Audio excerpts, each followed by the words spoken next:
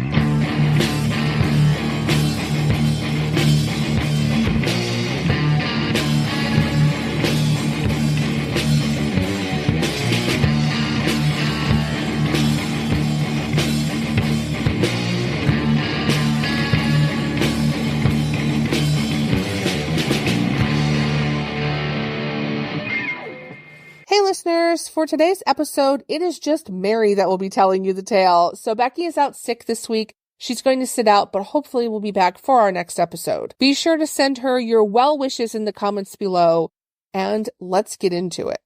So first of all, this case hits very close to home for Becky and I because we grew up not too far from Gary. In fact, our father was raised there and graduated from Lew Wallace High School in 1967.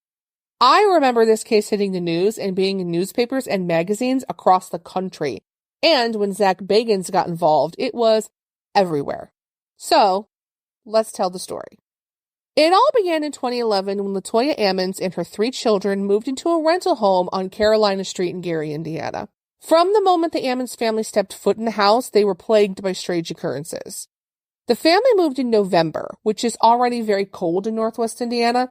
So you can imagine their surprise to find their screened-in porch swarming with large black flies. That's very uncommon in this area for November and December. The family killed the flies. Over and over again, they kept coming back. The paranormal activities started small at first.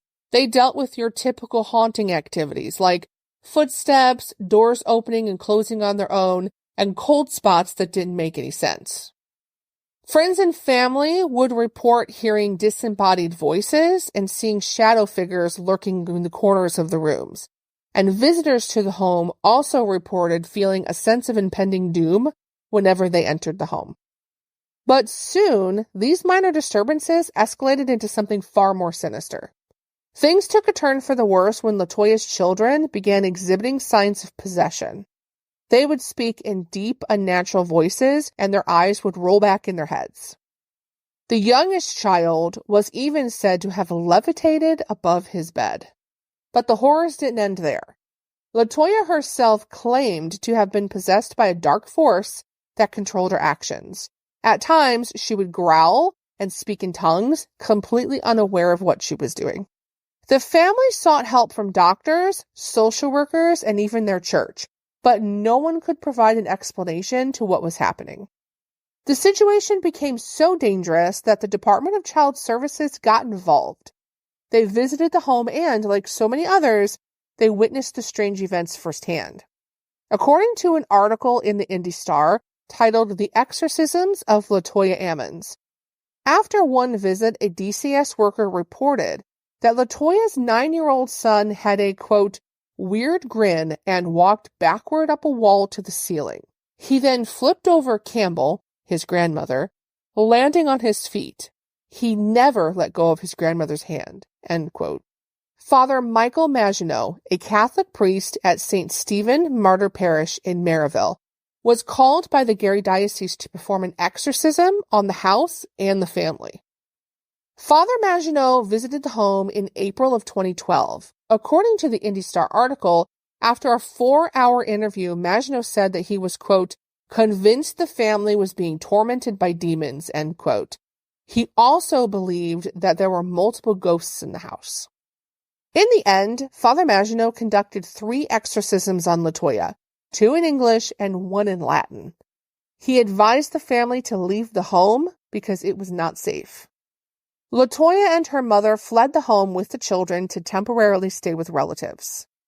But they were back only a few weeks later to meet with their DCS family case manager. One Lake County police officer joined them, which was usually customary. So did 2 other officers, one from Hammond and one from Gary, who came along out of curiosity after hearing the rumors. While in the house, police radios and audio recorders were malfunctioning. The recorders, which had new batteries installed at the start of the shift, were both drained by the time they left the house. They also found strange orbs, shadowy mists, and shadow people in the photos they took to document the condition of the home for the DCS report. Meaning, this case and its hauntings have been documented by DCS, the Gary Diocese, and multiple police officers and police departments in the area. There are tons of documentation and eyewitness reports to back up the family's claims. The Ammons family finally left Gary completely in 2012 and moved to Indianapolis. After moving, the events were said to have stopped. I'll be back after a short break to discuss some skepticism behind the case and to understand how Zach Bagans got involved. I'm back. Now, there was quite a bit of skepticism about the Ammons family case. The first being that the landlord reported there were no problems in the home before or after Ammons and her family lived there. Also, DCS did temporarily take custody of Ammons' children from her due to, quote, irregular school attendance, end quote, in both 2009 and again in 2012. According to the Indy Star article, Ammons told them, quote, she could not send the kids to school because the spirits would make them sick or they would be up all night without sleep, end quote. The article goes on to state that clinical psychologist Stacy Wright evaluated Ammons' youngest son and said, quote, the boy tended to act possessed when he was challenged, redirected, or asked questions he didn't want to answer, end quote. So they believed the entire thing was a hoax and that the children were acting out scenarios based on the stories and beliefs of their mother. Ammons and her children, however, continued to insist they were possessed. Ammons was able to regain custody of her children in late 2012. So you might be wondering how Zach Bagans got involved in this. Well, after the family left the house, reports of the paranormal activity spread across the local area and soon to surrounding cities. Paranormal investigators flocked to the home to do their own research. Investigators experienced many of the same things as the Ammons family reported and said that they felt overwhelmed as soon as they entered the home. Some investigators even became physically ill. Despite these experiences, the house continued to draw attention, eventually catching the eye of Zach Bagans, the host of Ghost Adventures, which was a very popular TV show at the time. Zach purchased the house in 2014 for $35,000 and conducted his own investigations, which he documented in the film Demon House, which came out in 2018. While filming the investigations, Bagans stated, It was so intense that I had to step out of the house multiple times to collect myself.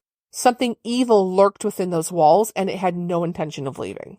Bagans and his crew experienced many of the same phenomena as previous investigators: unexplained noises, mysterious shadows, and physical attacks.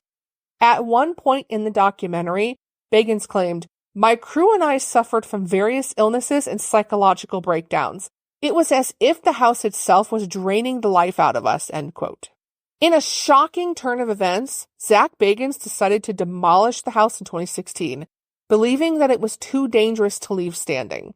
He feared the house itself was a conduit for the evil forces within, and that it could do harm to anyone who dared to enter. As Bagans put it, quote, "The house needed to be destroyed. There was no way I could allow something so malevolent to remain standing," end quote. The story of the demon house in Gary, Indiana leaves us with more questions than answers. Was it truly a case of demonic possession, or was it all an elaborate hoax that Ammons made up to prevent losing her children? No one knows for sure, but all of the eyewitness accounts believe that what they saw was real. Have you ever heard of the demon house in Gary? Is there something we missed? We would love to hear about it. Please send us an email to HoosierMythsAndLegends@gmail.com or reach out to us on social media. We may use it in a later episode. In the email, let us know if you wish to remain anonymous.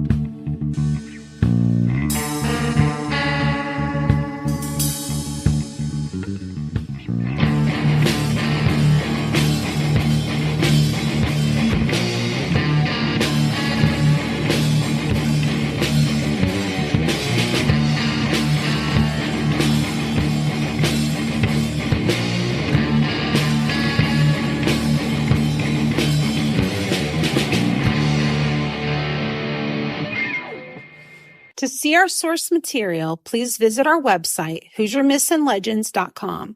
Please find us and follow us on Facebook, Instagram, TikTok, and now Twitter. Hoosier Myths and Legends is a Quigley Productions podcast. Our theme song was written and recorded by Wet Blanket. The song title is Taxidermy Race Car. As always, stay spooky.